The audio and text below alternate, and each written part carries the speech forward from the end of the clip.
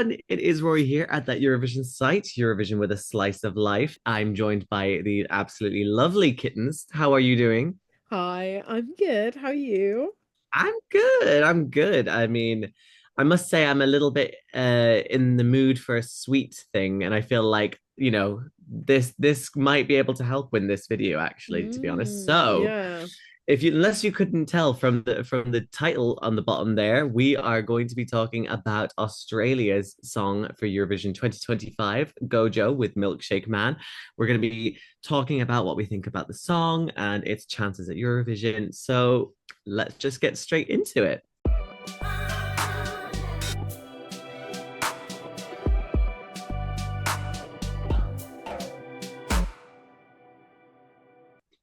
So, I guess kind of going into to Eurovision 2025, Australia was kind of keeping quiet, which is kind of a sort of a weird thing because usually they kind of give some kind of inkling, at least something. So, what were your kind of expectations for before uh, Australia released their song? I mean, I think everybody was slightly worried that they just weren't going to be doing anything this year. And then all of a sudden they found the keys to the Eurovision account and were like, oh, okay, we're doing something in like 2 days or something like that. It was incredibly short notice. Um, so I I didn't really have any expectations because part of me was sitting there going, then they're going to drop out. They're going to drop out, and I'm pleasantly surprised that they didn't. Like, I know there are some people at this site, Ewan, who have a lot of opinions on Australia, but I am generally positive about Australia being in Eurovision. Um, I think they are a fun addition, and I think this year has been no different to that. Like, they've definitely brought something interesting to the competition this year. Look at your Interesting. Why smirk. do I feel like you're saying that through gritted teeth? No, I no, I don't dislike the song at all. Like I quite like this song. I think it's like in my top 10, or if it isn't, it's just outside. Um I knew there was a lot of discussion about the lyrics for this song and the double entendre is of this song. One way of saying it. Yes, Yeah. I'm trying to be more subtle, but it's um this is truly the 69th edition of the Eurovision Song Contest, I think It is. is the way to say it. I'm not complaining about that, to be honest. I have to say. I mean, going in as well with me. I had zero expectation about anything that Australia was going to be bringing to the table because it's always a bit of a wild card with them. When they had the national selection, it was very obvious the kind of style they were trying to go for, kind of generic pop, kind of not really challenging anything. But in the last kind of couple of years, they have been branching out a little bit more. We've seen it with Electric Fields, and now we're having this kind of playful electro synth kind of vibe from Gojo. Um, I would have to admit, the first time I heard the song, I actually really, really liked it. I think it's got a nice kind of cheeky vibe to it, and Gojo seems like he's a really funny kind of guy. He gives off a real kind of Tom Cardy kind of feel. For those of you who may not know, Tom Cardy is kind of like a comedian slash musician. He had a huge song in with Montaigne called Red Flags. Great song. You should definitely listen to it. Also, although you would be, don't sing it out in public because I have done that, and I have No. genuinely had people turn to me as I'm like singing the chorus, and I'm like, Yeah, this is don't. just the song, guys, just the song. But no, I really liked it. I have to say, this is really much just like pedantry corner right here, but like I did not enjoy the dissonance between the what was the on the Spotify version and then what was initially on the YouTube version. Like that there was two different, it was in two different keys. So I wanted that a little bit more. I would preferred it if it in the original like version on YouTube. I would have preferred it if it was like that, but that's okay. But anyway, that is horrendous like semantics that really don't bear any difference on the song. This for me, I still really like it. This is like my sixth place or something like that, which, you know, for Australia, most of the time is usually down in the lower 20s for me. So this is clearly doing something for me. Um, but I mean, yeah, I mean, okay, let's talk then a little bit about the lyrics because there is a little bit of discourse about, you know, the song and like, you know, the constant kind of innuendos kind of going on here. And some people have also kind of said it's kind of a bit more aggressive compared to other kind of songs that we have, obviously, given the 69th edition, you know, comparing it to maybe say like Ich komme and maybe also the song formerly known as Kant, you know, like these kinds of things. You know, it seems like there's been a bit more of a negative reaction to the lyrics compared to maybe those kinds of songs. I mean, like, what do you kind of make of that kind of decision? I mean, you're talking to somebody who kind of grew up with stuff like Pull Up to the Bumper. Um like I know all about that, don't you worry. right. So like I am I am not particularly kind of like about these lyrics. I understand why some people are and why they make some people kind of uncomfortable. Um but also I think it is you can just choose to take this kind of on a base level and just be like, this is a fun, silly song about milkshakes. If you want to. Um, there is that subtext, and it is there, and it's hard to ignore. And I'm Yeah. not really like against it being there in any particular way. I am, part of me is thinking, is this going to be duty of care style, family friendly enough? Or are they just going to play into this is just a song about milkshake? It's a tough question to ask though, to be honest, because I mean, I think Go just said in maybe one interview or something that it is a little bit obviously a bit more racy. But then also in the second verse of it, he says, "Oh, it's not a the shake's not a drink, it's a state of State of mind." mind, yeah. So like it's not like completely, you know, leaning in on the whole kind of NSFW kind of side of things. Do you know what I mean? Um, I think, I mean, I can understand the argument. Shout out to Dude Point for an amazing editorial that they did about this song, kind of, and the differences between this and Ikikama. Because some people like were saying, oh, like, you know, at least with Ikikama, there's like a sense of mutual respect in that, whereas with Gojo, it seems a little bit more like it's just sort of one-sided.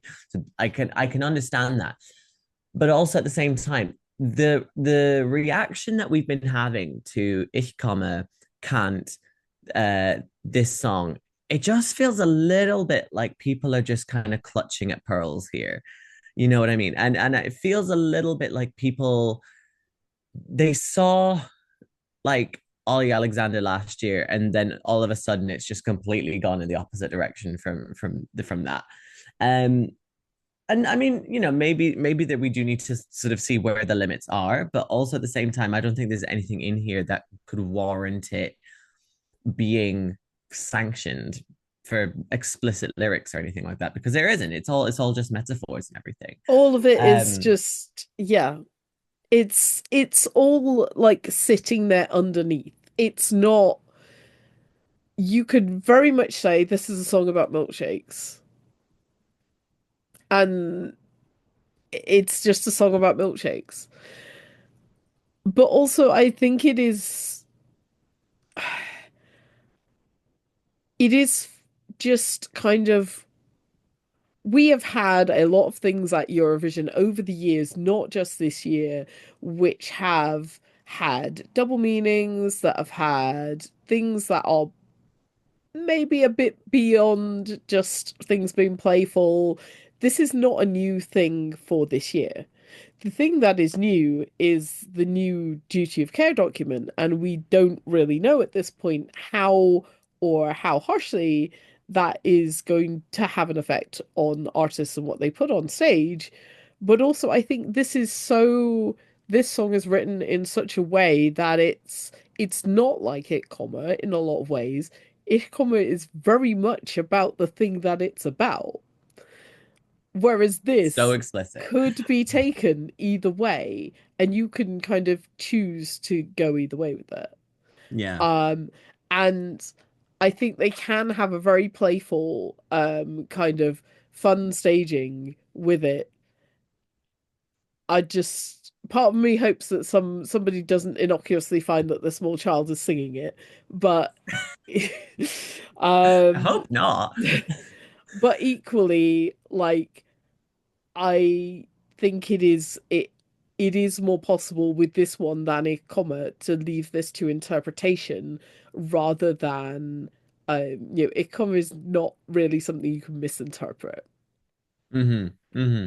Definitely. And I mean, the thing is as well, they already have some interesting ideas for staging, like as they kind of in the music video, like they really leaned into this uh kind of ice cream van, even though, someone has always said, stranger danger, always be very careful about, someone offering you sweet things in a white van. But I mean, not to say that Gojo's like a nonce or anything, but like it could always, we don't want to cause any issues with that, but it has like it has some really interesting psychedelic ideas to go in, especially when that kind of breakdown in the last chorus, where they kind of go a little bit like a demented milkman. I think there's something that could really do quite well in that, and if anything, then that'll differentiate it more from the, perceived, explicitness of the lyrics, and that I think it'll do quite well in that front. Um, I I feel like mean, if you're gonna go crazy with staging, you need to go all in. And yeah. if they do anything like the music video, they have gone all in. Oh, 100%. I And mean, come on. you can't half-ass this. It has got to be full on or nothing. Yeah. And from what I'm seeing as well, like Gojo seems like he's a proper like kind of Joker kind of character from what we've seen on social media. Like he seems like he's just like a fun guy.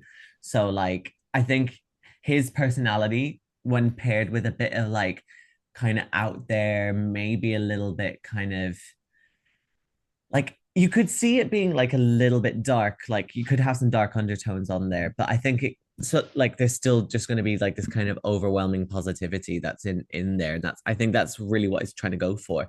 And the song is also written by Shepherd, who also have a huge like just chart hit anyway with Geronimo. Hate that song though, for all intents and purposes. Honestly, burn it at the stake if possible. But then also they're also Eurovision veterans as well, because they obviously competed at Australia Decide, so they already have an idea on like how to write a good song, and they can pair it really well with some good staging. I think this could do really quite well. I mean, what do you think it'll do? How do you think it'll do when we get to Basel? The thing is, I need this to be as ridiculously camp as possible. If they can deliver It's that, Australia. What do yeah. you expect? I need this to be, more camp than 17 Butlins. Um, I I just if they can deliver that, I think this is going to go down quite well on the night, considering we have not got a jury to worry about in semis. Um, I think this could go down quite well. I think people will find the fun in it. Um, you know, the kind of the thing that worries me slightly is it potentially going up against things like Bara Bara Bastu, which are also a fun, silly song. Um, and that does worry me a little bit.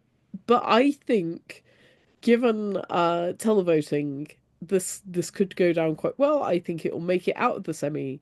And I think it will do reasonably well. I could say probably left side of the board somewhere. Top, yeah, left side of the board near the bottom, I think, off the top of my head. Might do better than that, depending on how camp they make it. Okay, that's an interesting prediction. Okay. I mean, you're definitely right in saying that like it will do well within a televote semi because we all know that the public does kind of reward songs that lean into novelty a little bit. I mean, obviously we have exceptions to that, but you know, I can definitely see a path to this qualifying that is larger than say, I don't know, maybe like this has more of a chance of qualifying than like Ireland does. And they're equally as like fun, if you know what I mean. So um I do think it'll do quite well. When it comes to the final though, I think the juries are definitely going to tank it. I think there's no way that I could see them going for something like this when like as you said when you have Sweden that is very clearly more fun and it's a bit more palatable. I think it leans into more of the world that they have, you know, whereas this is just kind of like a song that could do well on TikTok, but maybe not so much as like for a Eurovision performance. And I don't know if juries will appreciate it as much. So I think it'll do really well in terms of the televote, but then I think the juries are just not going to put it in a good place. So I'm gonna pin my colors to the mast here and say that it's probably going to get like 15th to 17th, I think, in that kind of general area, along the lines of maybe of Sheldon Riley from 2022, because I mean, that was kind of the opposite way of whereas did really well in the juries, but then was tanked by the televote. So, um, but it all comes down to whether or not they lean fully in on the camp and the kitsch, because a song like this demands campness and kitschness. If they're going for just like a mat like him just stood there like holding the mic and that's it, I like obviously it needs to be fun, it needs to be bombastic and in your face. And I mean, the Aussies always know how to have a good time on stage. You can always see that. Like they have fun and they have charisma, and this guy has it in spades. So I don't think we're going to be in any kind of doubt that you know they're going to not pull out the bag when it kind of comes to these kind of things. Um, but yes, I mean, out of all of that, I mean, do you have anything else to add on Australia then? No, I just think, please, please, please, this needs to be incredibly camp. Do not hold back. Do not pass go. This has got to be full on. The don't I always talk about taking things off before you leave the house. Don't take anything off before you leave the house. Throw 16 more things on. I want this to be as oversensory as possible. This needs to be silly and over the top and loud and in your face. Um, yeah, make it so. ADHD people beware, obviously. Gojo's on the loose. Uh, oh, God. Yeah, no, I think it's going to be really good. And I mean, he seems like such a fun guy. And I have to say, I do love the way that he's even just singing in Australian. Like the accent is just so strong. It's not even funny, but it is funny. It's so over the top. I love it. It's great. So I can't wait to hear him just be like, anytime I even just watching like hit the introduction video that he recorded, obviously after he was revealed to be selected when he was just talking with like the kangaroo there, he's like, I'm gonna be representing Australia and this is Eurovision in Basel in Switzerland. It's so strong. It's so strong. And I don't know. Aussies, man, they're just funny. They're just funny. Um, but yeah, so I mean, that is what we think about Gojo with Milkshake Man. What do you guys think? Please do let us know in the comment section down below. Do you agree with our comments? Do you think anyone else, you know, maybe we've missed out on an important point or something like that? Also, you know, thank you very much to Kittens for joining me in this lovely discussion. It's been lovely to chat about the land down under with you. And also, yeah, so please do subscribe, hit the like button, hit the notification bell. Please do help us, just give us a little extra bump in the algorithm and it'll really help us out. Please do check out that eurovisionsite.com as well for all of the news that's been going on in Eurovision world. Obviously, we're heading straight towards Basel now. We're through pre-party season, so it's going to be an absolute bloodbath of fun, but it's going to be great. Uh, and please do also check out all of our social media. We are on Facebook, Instagram, Twitter, Threads, TikTok, Blue Sky, and Tumblr, all at that Euro site. Check out the podcast as well, wherever you get your podcast as well, and also follow us on social media over there as well, which is that Euro podcast, should I say? And yeah, sounds like a fun time. So yeah, shall we say goodbye? We shall. Bye See you later. bye.